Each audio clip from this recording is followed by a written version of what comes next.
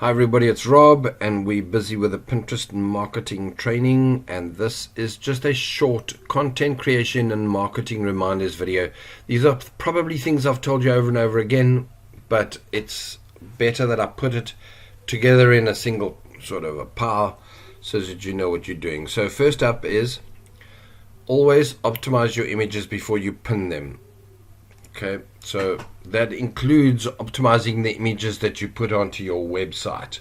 This is how it works. If you go to an image and you're going to pin it, depends on, I'm trying to find you one fast while we're here.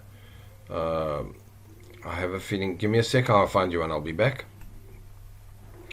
Okay, if your image is a PNG, if you've saved it as a PNG, it's a little bit harder to edit. Let me show you. I'm going to just use this one. This is a JPEG. So you'd right click it, you go to properties, you'd go into here and you'd go to details. Firstly, you'd never call it banner example, you'd use a keyword to title it. So whatever this banner was for, do you need extra? So this would be earn extra cash, but preferably a keyword you've researched. And the title in here, earn extra cash. Subject, earn extra cash. You'd do tags, you'd comment it, you'd save it, you'd literally optimize the image properly. When you get to your website, you will do the same inside your website when you load it. So let me show you an image that, sorry, do as I say, don't do as I do.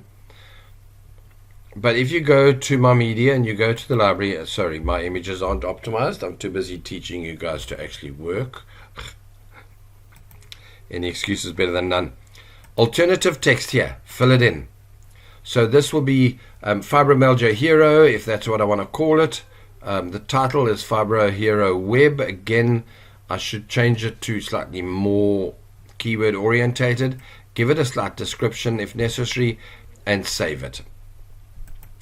So now what happens is when Google searches for fibro, when people search for, let's just say that it was a thing, right?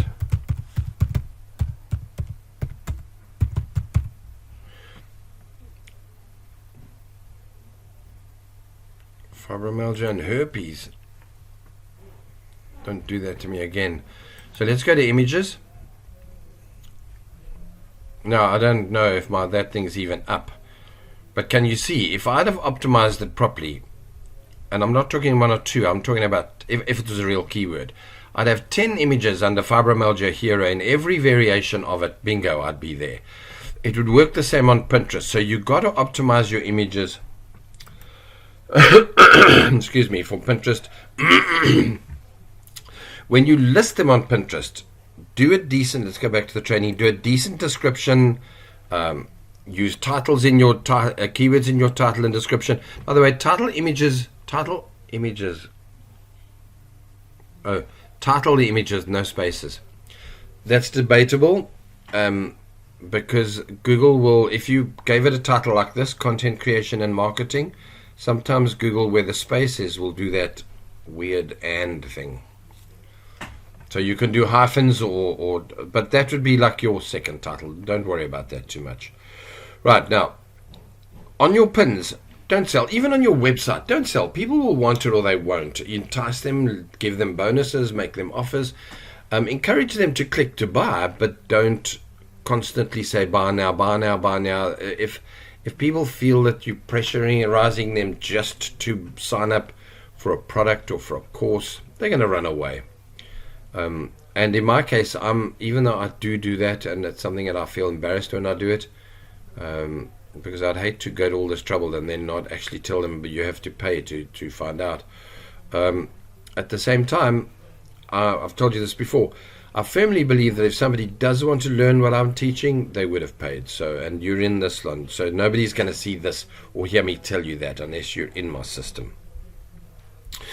I'm also a firm believer in being real. Never overpromise, underpromise and overdeliver. You will be just fine when you do that.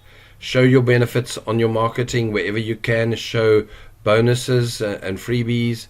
By the way, don't use hashtags on Pinterest. It's a waste of time. Hashtags work for LinkedIn and they work for YouTube lately, by the way. And they work for Instagram. Those are the three places in which you use the hashtags. I'll never try to use them on a website. Maybe I should. Right. Offer competitions. All of those extra. Remember earlier I told you types of pins. That's competitions. That's tips, how-tos. Do them, but because they work. Now with competitions, win this right now, etc. Very cool, great idea. Take care. So if you're going to offer a prize, let it be sent to a page that says it's an editable page. So you can run a competition once a month, and those pins will stand. And right at the bottom of those pins, you put there, this is a monthly competition, limited time. Click to find out what happened next. Go and see the newest competitions, whatever. Then they get to your page, and then it's a proper page that has the current competition up there, or the current freebie, by the way. So sometimes you can do limited freebies like they do with the graphic people. Okay. Email marketing and funnels is up to you. If you've got the energy to do it, it's kind of higher grade marketing. Higher grade, I mean hardcore.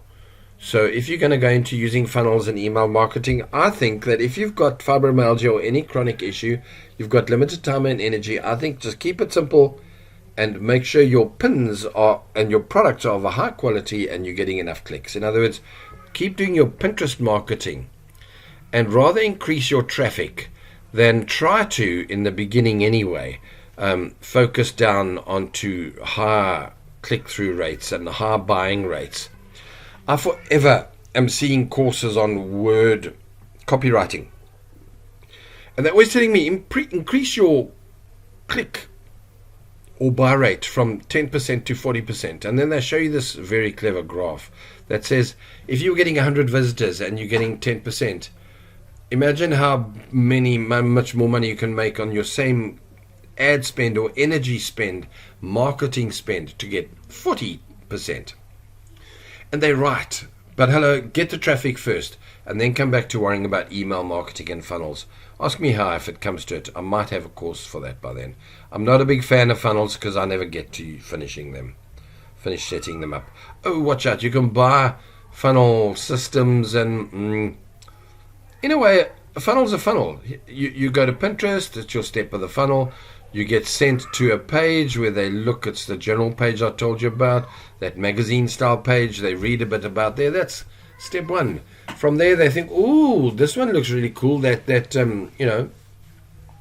cartoon cushion. Click on that," and now they're through into the third level of clicks. In my opinion, you're leading them to the point where they trust you at that point enough, or they're serious enough to be considering buying. You don't have to take the email, send them an email tomorrow that says, "Did you see my pillows? Ooh, no thanks." Okay, finally, run paid ads, guys. I'm not an expert on paid ads. I'll keep telling you that forever and a day. I try to set them up earlier. I kind of never try hard enough for lots of reasons. But ultimately, let me just say, run them if you've got the cash flow. They do work. You do not have to do all of this optimizing and pins. You simply send them to a page that's got a variety, and still stick to your pages that's got compilations and magazine styles, yeah. But that way your pins work. They bring in paid traffic. Your click-through rate you'll work out. You'll work out which pins work and don't work. The paid ads people often all give courses for free anyway. And so it's simply just a matter of finding out what works and what doesn't work. Okay, that's it. Less than 10 minutes. Well done, Rob. I'm going to go straight from here into tools that you might or might not need. Take care. I'll catch you in the next video. Cheers.